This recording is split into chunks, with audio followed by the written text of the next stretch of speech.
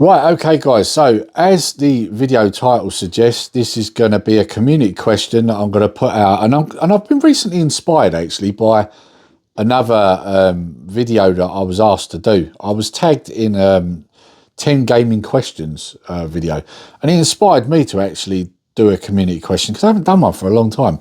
Only I wanted to do this one about movies because you don't often see movie ones going around. And as you know, if you watch this channel, we're not just gaming, we're gaming, comics, movies, pretty much anything that's retro, so I thought, let's do this one on movies. So yeah, so I titled this one, what's your favourite movie genre and why? So a lot of people watching this are probably going to think, because there is kind of two for me, a lot of people are probably watching this thinking he's going to say sci-fi straight away, but actually I'm not. I'm going to say action. And the reason for that, it's a case of deduction really. When I look at my collection, I've got more action movies than I've got sci-fi really. I do have a lot of sci-fi movies, but a good majority is action. So I thought, well, it'd be wrong for me not to say that because it is the truth. If you look at the average, then that's what it is, isn't it? Now, like I said, why? Well, I grew up watching these films as well as the sci-fi ones from a very young age. I mean, I was watching all sorts, like, when it comes to sci-fi, I was watching Star Wars and Battlestar and all that lot. And don't get me wrong, they pulled me in, they really did. But the ones that really gripped me were the action stars, Sylvester Stallone with Rocky and Rambo. And you're probably thinking, you was watching Rambo at a young age? Yeah, I was watching a lot of stuff I shouldn't have watched back then. But, your parents weren't so hot on it like they are now, So, yeah, you had your Rocky, your Rambo, and then you had Arnold Schwarzenegger, with Commando, and I'm going to say Predator, because although it is a little bit of sci-fi, it's predominantly an action movie, right? And and the countless films from that, Running Man, etc.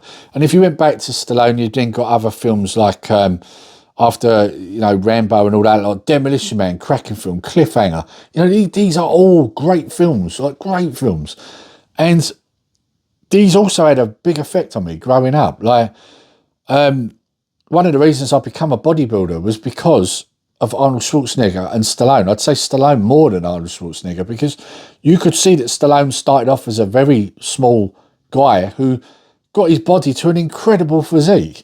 Whereas, I would argue that Schwarzenegger was always a pretty big guy. So, although he got to, world level bodybuilding, he was a big guy already. So I was always more inspired by Stallone. Because I felt that it was probably harder for him to get to where he got to. So, and I grew up watching, when I see him in Rambo, that physique, I wanted that physique. And so at a very early age, I started weightlifting. I was probably, first time I picked up weights, I was probably in my early teens, maybe younger. So, I was already on it. And then obviously a bit later on, I got into bodybuilding and I got really big at one stage. But that's another story. So I was heavily inspired by them two. But I was also heavily inspired by people like, as you can see, the man here, Bruce Lee. I was named after this guy. This is how I ended up with the name Lee. And I was always watching his films as a kid. And so I naturally moved into martial arts. And then later on, you had Jean-Claude Van Damme, great physique, like Bruce Lee, bit bigger, but again, great physique and a great martial artist. And, and there was countless others after that. There was one that I did find inspiring at the time, which was Steven Seagal. However, he turned into a massive douche. So I'm not going to throw him in there because I think he's a bit of an idiot, to be honest. And I think most of what he comes out of his mouth is a load of bullshit. So, so I'm not going to mention him. But at the time, he did, inspire me. But yeah, and there's countless others. There's too many to name. Like if you watch an Expendables movie, pretty much they're all in there, aren't they?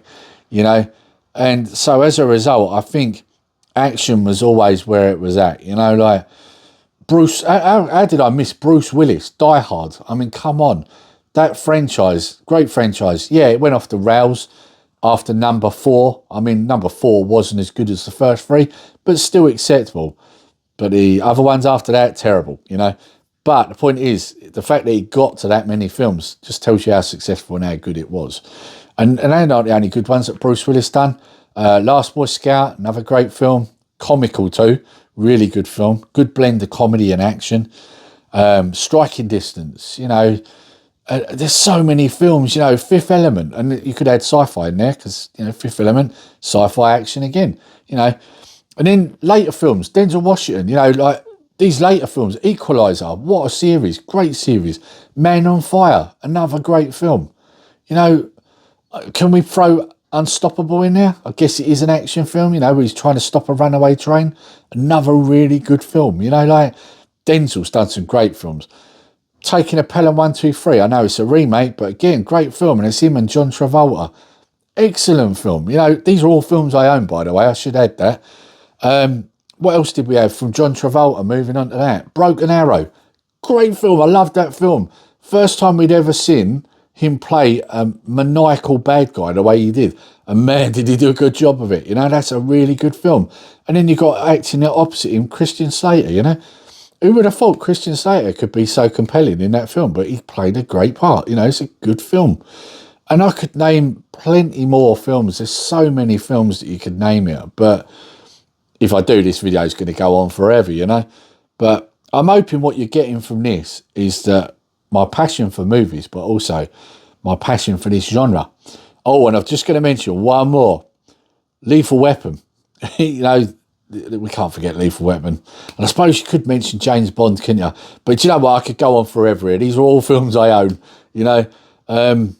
I do own a lot of movies, guys. And one day I'll have to go through and do some videos showing you what movies I've got, you know, because I have got a lot. Oh, Jason Bourne, there's another one. I mean, let's be honest, that changed action movies forever, didn't it? I mean, James Bond actually tried to imitate Jason Bourne, you know, when them films come out. So, yeah, it kind of changed other genres, didn't it? Right, okay, guys. So we're at the end of the video here where I now name who I want to do a VR to this. And let's think. Who shall I pick here? I've really got... Do you know what?